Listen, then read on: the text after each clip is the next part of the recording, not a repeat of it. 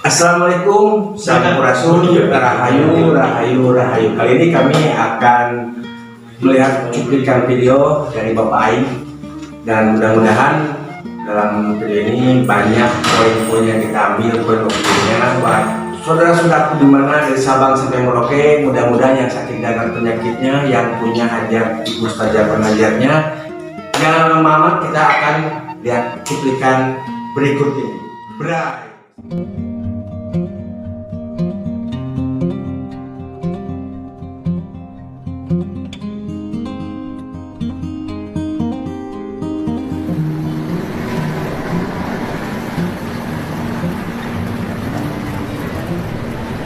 Lebaran.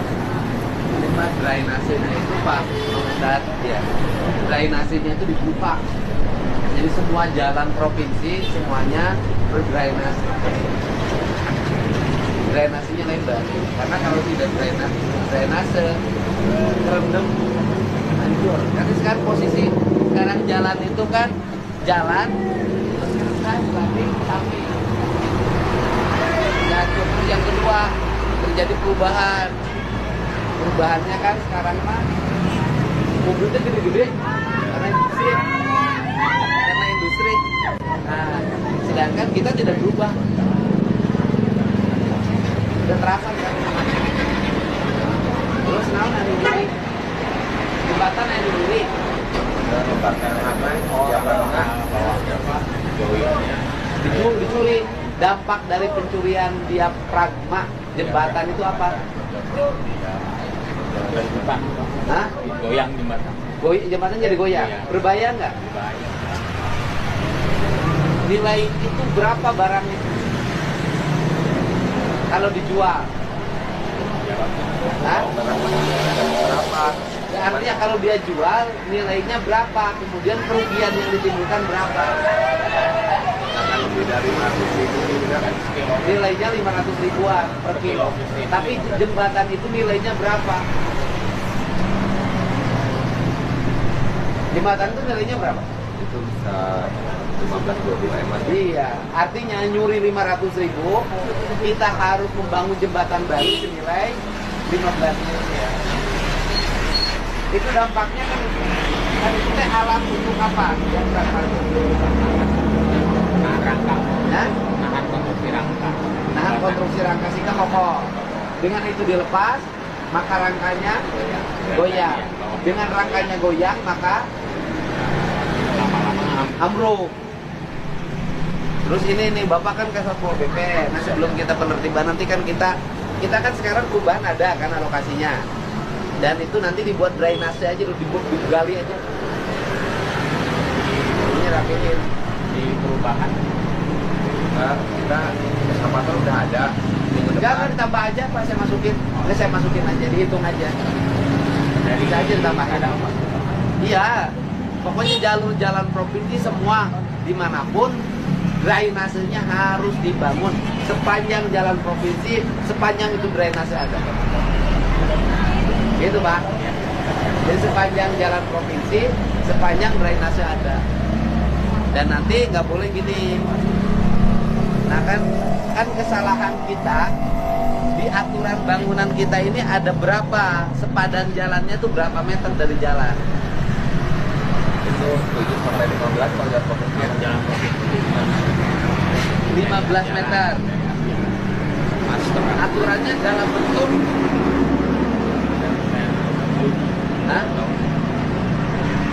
tahun 2000 Pergub 8 nomor 15 meter dari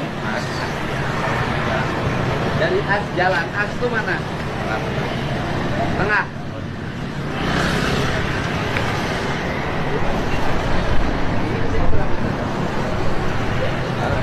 Hampir semua. Nah sekarang itu kan problemnya gini, jalan-jalan itu kan jalannya makin penuh, mobilnya makin gede, bangunan itu mepet ke jalan.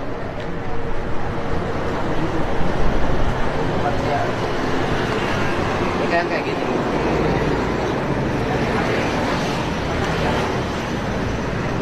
Ini batasnya ini. Ya. Batasnya ini sudah DMJ, sudah ketutup.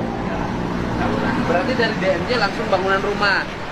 Ini dimungkinkan bangunan rumah ini ngambil jalannya. Ngambil jalan. DMJ-nya berapa meter? Kalau DMJ berapa meter? Oh, variasi. Ini termasuk ngambil DMJ nggak? Ini saluran. Saluran ini. Berarti ini langsung ke saluran. Ini nggak maksud saya. Ini masuk DMJ apa masuk tanah pribadi? Ya ini masuk DMJ apa tanah pribadi? Nah ini tanah pribadi. Dari mana Bapak tahu ini tanah pribadi? Kesalahannya adalah satu, PU tidak pernah kasih, kan dulu mah nih, zaman dulu mah di jalan ada tulisan DMJ, patok-patoknya nggak pernah pasang. Patok-patoknya sudah pernah pasang. Jadi sekarang Pak Agung dialokasikan aja seluruh jalan provinsi dikasih patok. Patoknya jangan pendek, tinggi, Pak. Contohnya tinggi langsung bisa. Nah kedua, seluruh jalan sudah disertifikatkan. Itu aset. 2026 seluruh jalan disertifikatkan bentuk aset. Yang ketiganya, jalan sudah bisa dicek Pak, pakai media digital. Jadi Bapak tinggal lihat aja jalan di sini Bapak.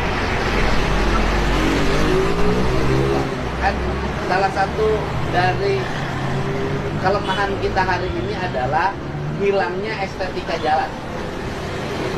Dulu jalan zaman Belanda ada pohon mahoni, ada pohon hujan, ada pohon asem, ya kan?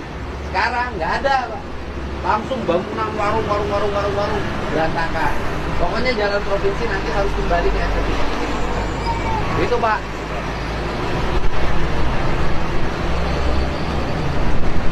Nah ini kan buangnya ke sini. Oh. Mana yang pedagangnya? Mas, Bapak, kenapa buangnya ke sini? Rasa nggak bau? Hah? Rasa nggak bau? Nah, kenapa buangnya langsung ke sini? Kenapa? Solominya cuma di sini, Pak. Enggak saya nanya. Kenapa buangnya langsung ke sini? Iya. Harusnya bagaimana? Harusnya, saya nanya harusnya. Ya. Enggak, sini.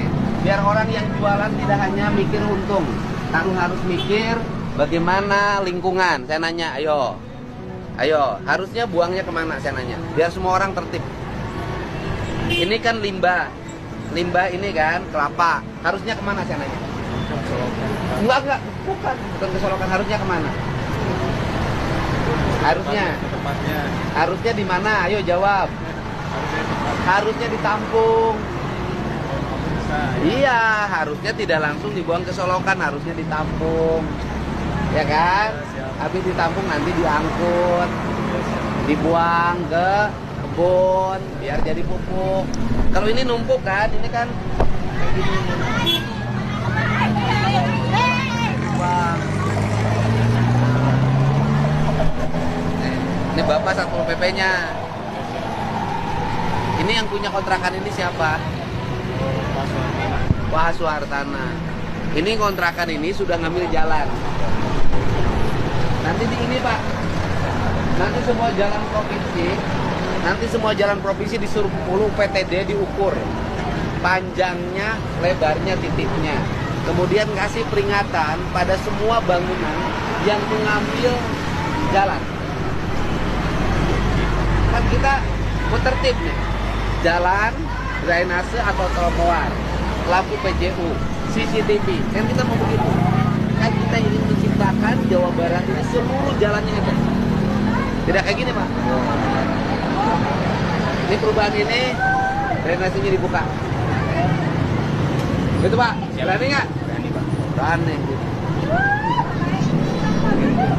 Kan, berjalan, ke pinggir, motor diparkir. Jadi orang yang jualan ambil bangunannya ke jalan, habis itu tidak berpikir bahwa buka ruko itu harus ada parkir. Kan di mana-mana standarisasi, Bapak pernah di Perkim, standarisasi ruko harus ada parkirnya. Ini nggak ada, ngambil di jalan, jalannya diambil, pinggir jalannya untuk parkirnya kayak gini.